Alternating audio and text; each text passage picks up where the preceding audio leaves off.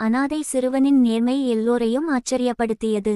ஒரு நகரத்தில் வருண் என்ற அனாதை சிறுவன் வாழ்ந்து வந்தான். அவன் பல சிறிய வேலைகள் செய்து தனது வாழ்க்கையை வாழ்ந்து கொண்டிருந்தான். ஒருநாள் சாலையில் நடந்து செல்லும் போது ஒரு பணப்பை கீழே கிடப்பதை பார்த்தான். அதை திறந்து பார்த்தபோது அதில் நிறைய பணமும் முக்கிய ஆவணங்களும் இருந்தது.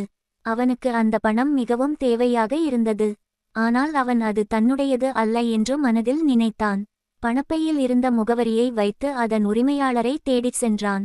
பணப்பையை பார்த்த உரிமையாளர் மிகவும் மகிழ்ச்சியடைந்தார். இதில் இருந்த பணத்தை நீ வைத்து கொண்டிருக்கலாம். அப்படி செய்யாமல் அதை ஏன் என்னிடம் திருப்பிக் கொடுக்கிறாய் என்று கேட்டார். அதற்கு அந்த சிறுவன், நான் ஏழையாக இருக்கலாம், ஆனால் நேர்மையை இழக்கும் அளவுக்கு ஏழை இல்லை என்றான். அந்த பதிலை கேட்ட அனைவரும் ஆச்சரியப்பட்டார்கள். சிறுவனின் நேர்மையை பாராட்டி அந்த நபர் அவனின் படிப்பு செலவுகளை அவரே ஏற்றுக்கொண்டார். இந்த கதையின் நீதி, நேர்மை சில நேரங்களில் உடனடி லாபத்தை தராமல் இருக்கலாம், ஆனால் அது வாழ்க்கையில் மிகப்பெரிய வெற்றிக்கான கதவுகளை திறக்கும்.